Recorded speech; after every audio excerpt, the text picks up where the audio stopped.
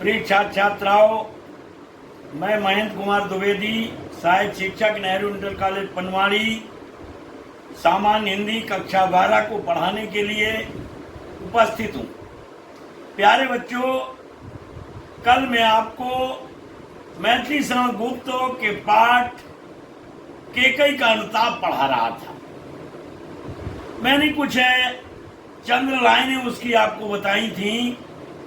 मैंने ये बताया था कि भरत जी सारे अयोध्यावासियों सहित जब प्रभु राम के यहाँ चित्रकूट पहुंच गए तो एक सभा का आयोजन किया गया और उस सभा में प्रभु राम अपनी सागर जैसी गंभीर वाणी से बोले। उसी के आगे मैं ले रहा हूं। क्या कहा प्रभु राम ने? हे भरत भद्र कहो अभीप्सित अपना, सब सजग हो गए भंग हुआ जो सपना। हे यारी रहा क्या भरत अभीप्सित अब भी, मिल गया कंटक राज उसे जब तब भी। पाया तुमने तन तले अरण्य बसेरा, रह गया अभीप्सित शेष तथापि क्या मेरा। तन तड़प तड़प तप्त तात ने त्यागा, क्या रहा अभीप्सित और तथापि अभागा। हाँ इसी अयस के हेतु जनन था मेरा, निज जननी ही के हाथ हनन था मेरा। अब कौन अभीप्सित और आरी वो किसका, संसार नष्ट है भ्रष्ट हुआ घर जिसका। मुझसे मैंने ही आज स्वयं में फेरा, हे आर्य बता दो तुम ही अभीप्सित मेरा। प्रभु ने भाई को पकड़ हृदय पर खींचा, रोदन जल से सब विनोद उन्हें फिर सींचा। उसके आशय की थाय मिलेगी किसको, जनकर जननी ही जान न पाई जिसको। प्रभु राम भरत से कहने लगे कि हे भाई भरत, बताओ तुम्हारी क्या इच्छा है। हे भरत भद्र अब कहो अभीप्सित अपना। अभीप्सित मानी इच्छा, क्या इच्छा है तुम्हारी? हे भाई भरत बताओ। सब सजग हो गए भंग हुआ जो सपना। जब प्रभु राम की वाणी सुनी, प्रभु राम ने ऐसा कहा तो सारा राज समाज जो वहां उपस्थित था, ऐसा लगा मानो कोई चलता हुआ सपना टूट गया। सब सजग हो गए, सजग हो गए और ऐसा लगा जैसे कोई चलता हुआ सपना टूट गया हो। हे आरी रहा क्या भरत अभी से तब भी, मिल गया कंटक राज उसे जब तब भी। भरत दुखी वचनों से कहने लगे कि हे प्रभु, क्या अब भी भरत के लिए कुछ शेष बचा है? क्या भरत की अब भी कुछ इच्छा शेष है? जब उसे निष्कंटक राज मिल गया है, निष्कंटक अयोध्या का राज मुझे मिल गया है, प्रभु फिर मेरी क्या इच्छा रह गई है? और मिल गया कंटक राज उसे जब तब भी, पाया तुमने तरु तले अरण्य बसेरा, और आपको जंगल का निवास मिल गया। आप पेड़ के नीचे कुटिया बना करके रह रहे हैं, रह गया तथापि क्या मेरा। इसके अतिरिक्त और मेरी इच्छा और क्या हो सकती है? सब कुछ तो मिल गया है। मुझे निष्कंटक राज मिल गया, आपको वनवास मिल गया, आप पेड़ के नीचे कुटिया बना करके रह रहे हैं। हे प्रभु, फिर भी मुझसे पूछते हो कि हे भरत तुम्हारी क्या इच्छा है? और देखिए, तन तड़प तड़प तप्त ताप ने त्यागा। दुखी पिताजी ने तड़प तड़प करके अपने शरीर को त्याग दिया, मृत्यु को प्राप्त हो गए। और क्या रहा अभीप्सित और तथापि अभागा। फिर आप इस अभागे भरत से पूछ रहे हो कि आखिर हे भरत तुम्हारी क्या इच्छा है? प्रभु, ये सब होने के बाद और क्या शेष बचता है? मेरी और क्या इच्छा हो सकती है? हाँ इसी अयस के हेतु जन्म था मेरा। भरत जी कहते हैं क्या इसी अपयश को पाने के लिए विधाता ने, या इसी अपयश को विधाता ने मेरे भाग्य में लिखा था, या इसी कलंक को पाने के लिए मेरा इस पृथ्वी पर जन्म हुआ था? इसी ऐस के हेतु जन्म था मेरा? क्या इसी कलंक को प्राप्त करने के लिए मैंने इस पृथ्वी पर जन्म लिया, इस संसार में जन्म लिया था? और निज जननी ही के हाथ हनन था मेरा।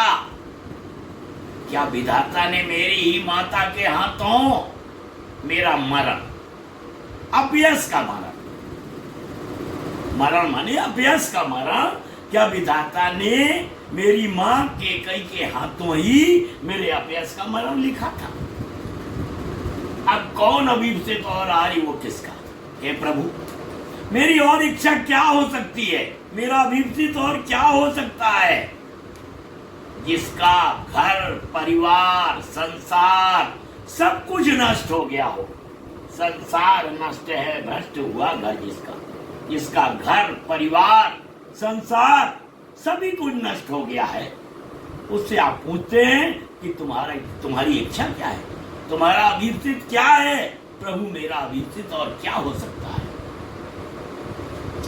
मुझसे मैंने ही आज स्वयं में फेरा। भरत जी कहते हैं, प्रभु आज मुझे स्वयं से गिलानी हो रही है, मुझे अपने आप से घृणा हो गई है। मैं अपना मुंह देखने लायक स्वयं नहीं रहा, मैं अपना मुंह नहीं देखना चाहता। मुझसे मैंने ही आज स्वयं में मुंह फेरा।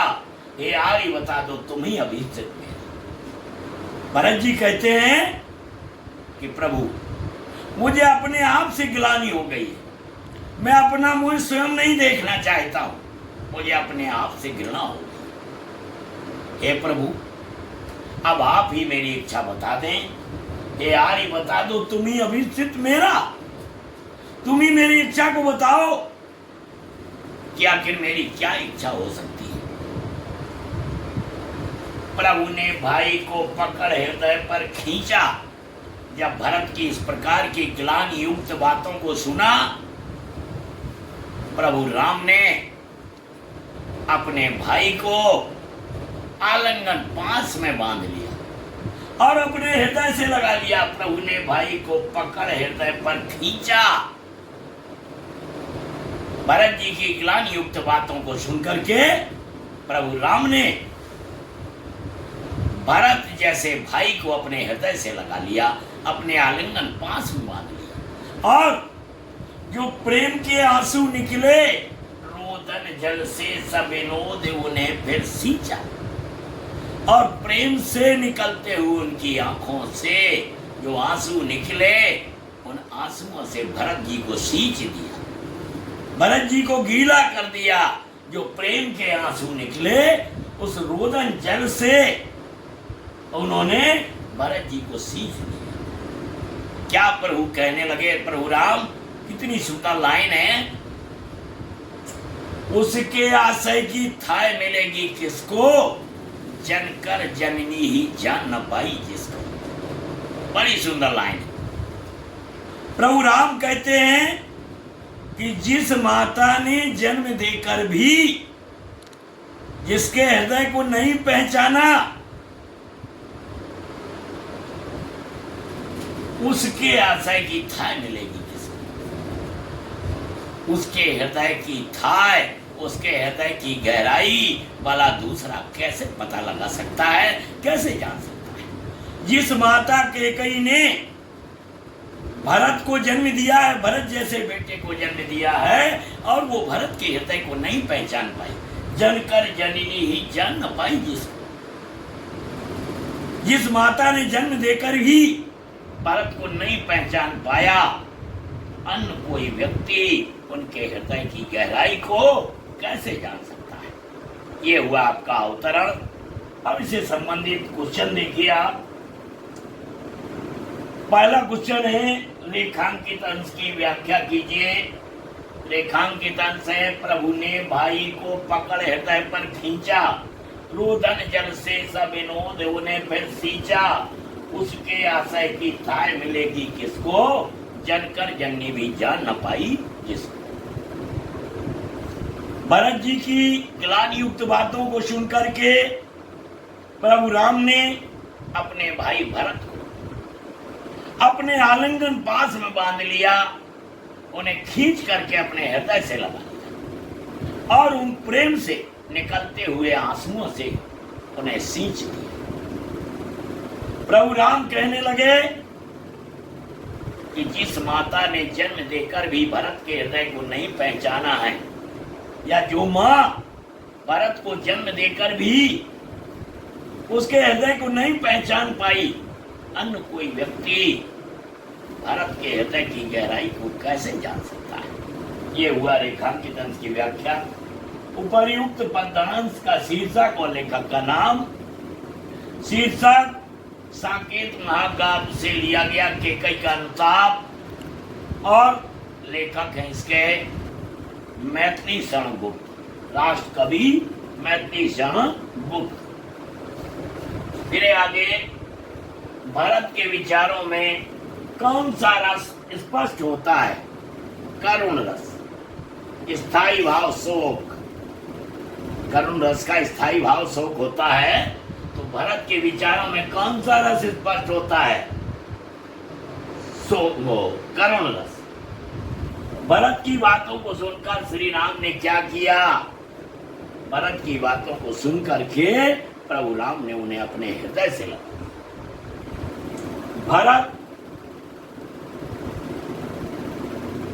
ये भरत भद्र कहो अभिषेक अपना, ये पंक्ति किसने किसको कही थी? प्रभु राम ने। प्रभु राम ने भरत जी से कहा था कि भरत भद्र अब कहो अभिषेक अपना।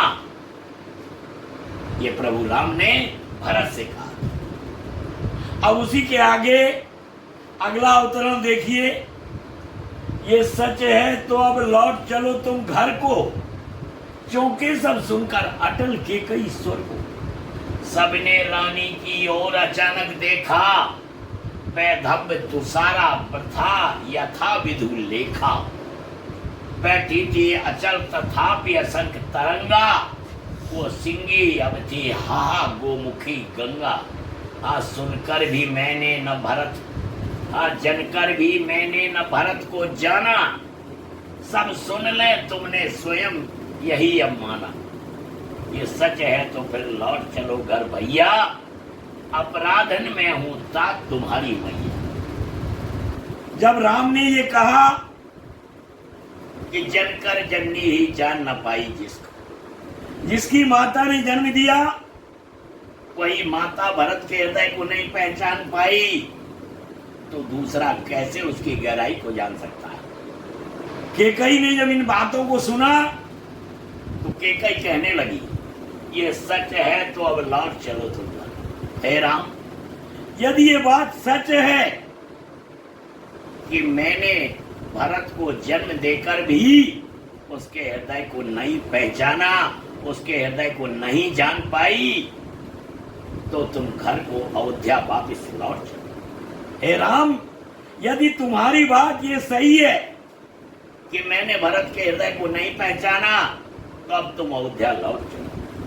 केकई के मुख से जब इस प्रकार की बात सुनी कि हे राम तुम अयोध्या लौट चलो, चौंके सब सुनकर अटल केकई स्वर को, अटल माने दृढ़, इस दृढ़ स्वर को सुनकर के सारा समाज चौंक गया। अरे वही केकई जिसने अपने पुत्र के लिए राजगद्दी मांगी थी, राम के लिए 14 वर्ष का वनवास मांगा था, आज वही केकई कह रही है कि राम तुम घर को लौट चलो।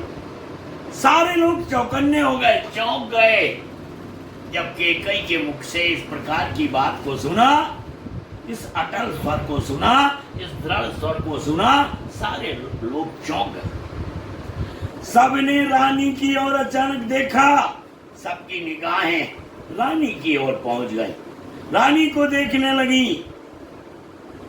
रानी उस समय कैसे केकई कैसे लग रही थी, कवि की कल्पना देखिए, कितना सुंदर चित्रण।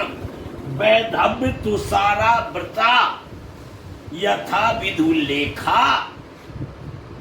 वैधव्य वो केकई विधवा वेश में ऐसे लग रही थी जैसे तुषारा आवृता, तुषार से ढकी हुई, आवृता माने ढकी हुई, और यथा माने जैसे, विधु माने चंद्रमा, लेखा माने किरण, जैसे चंद्रमा की किरणों को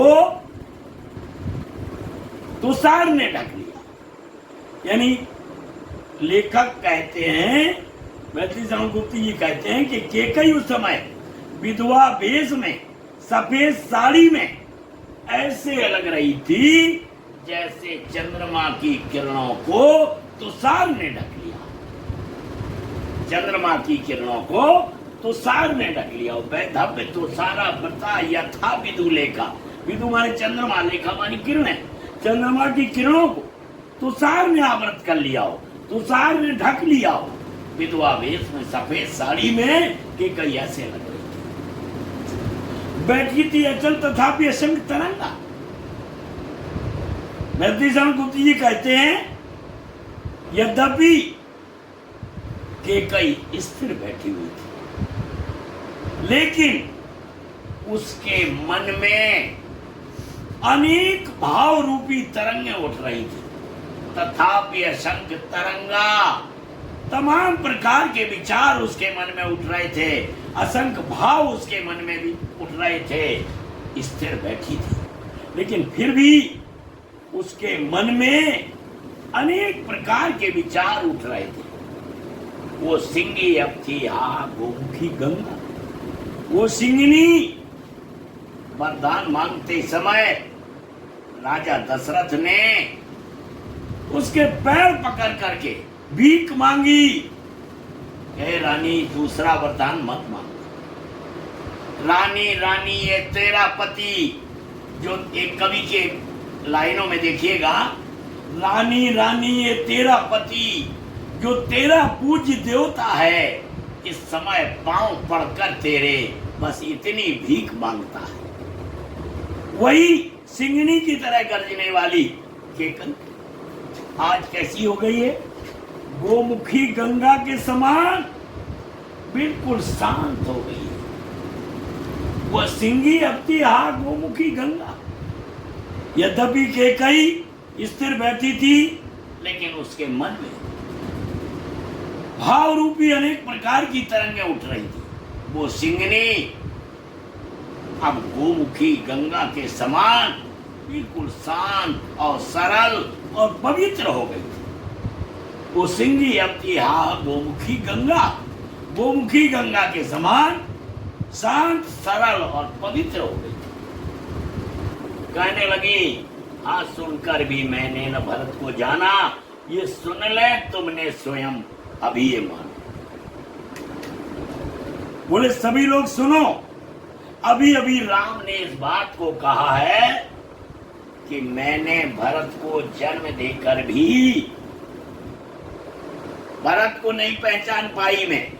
मैंने भरत को जन्म जरूर दिया है, लेकिन मैं उसको नहीं पहचान पाई। इस बात को राम ने स्वीकार किया है। सब सुन ले तुमने स्वयं अभी ये माना। मैंने भरत को जन्म जरूर दिया है, लेकिन मैं भरत के हृदय को नहीं पहचान पाई। हे राम, तुमने ये स्वयं स्वीकार किया है।